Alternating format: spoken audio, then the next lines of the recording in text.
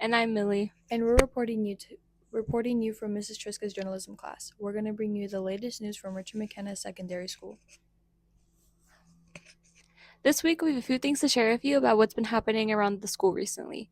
Have you ever wondered what they do in student council? Lexi Hughes has a story to share with you about a recent event they did called Paint and Sip. Here's Lexi. This room was transformed from a student lunchroom and a company meeting venue into an art studio, with over a dozen parents and students and community members at January 9th Paint and Sip event. I spoke with a few of those responsible for putting on this event to learn more about how things went. Here at Richard McKenna, our student council raises money for a few reasons. One major reason is to fund the annual spring formal, but we also dedicate ourselves to serving our community. So we pick a new charity annually to support. This year's fundraiser is for the Idaho Food Bank, whose mission is to nourish, educate, and advocate to support thriving, food-secure communities across Idaho with the vision of hunger-free Idaho. One event the student council put on to raise money was a paint and sip night.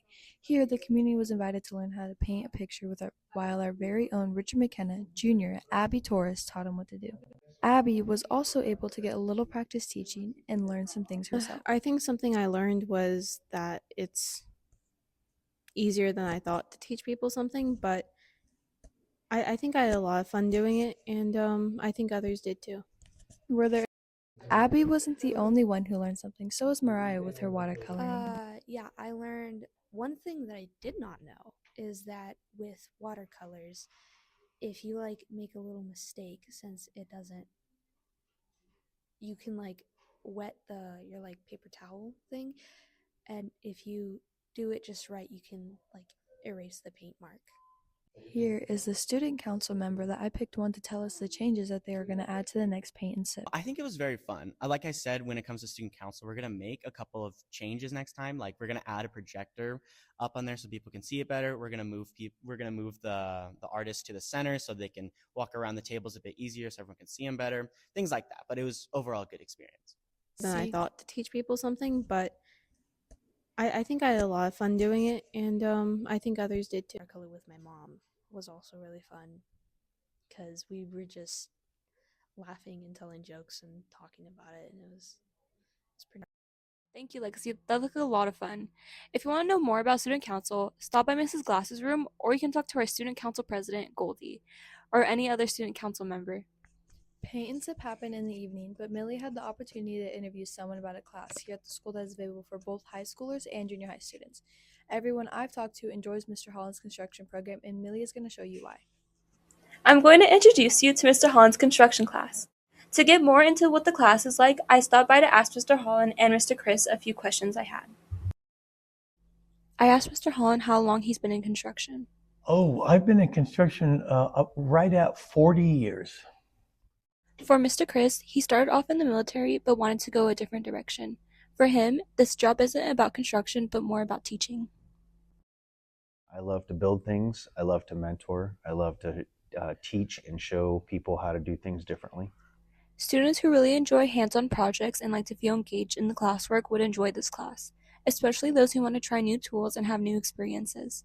But if you're unsure or reluctant, don't let that stop you from trying out one of Mr. Holland's classes, because you might have the skills he's looking for. I'd like to see students that are self-reliant, that can, by the time they're done, they can build a shed, which is one of our major projects.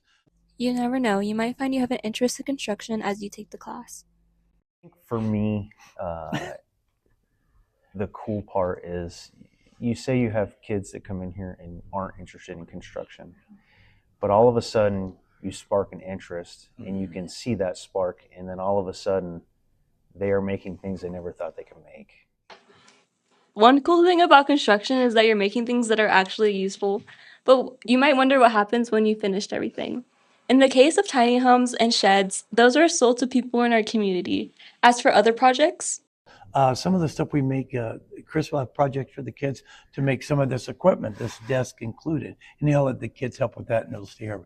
They have projects that they take home, but sometimes they have projects that they finish to take home and they don't. And Mr. Chris and I are going to present them to the seniors at graduation. They don't know that yet.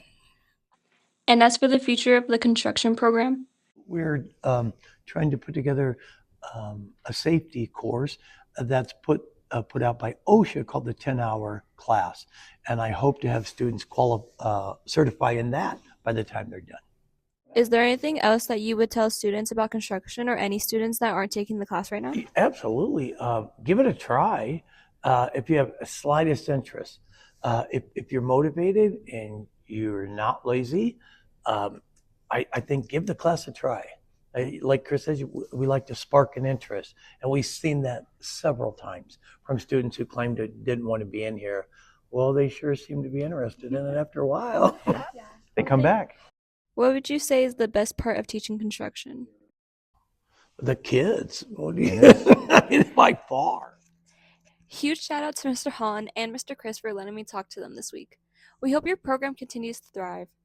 While the construction program is new, there are some traditions here at Richard McKenna that have been around forever.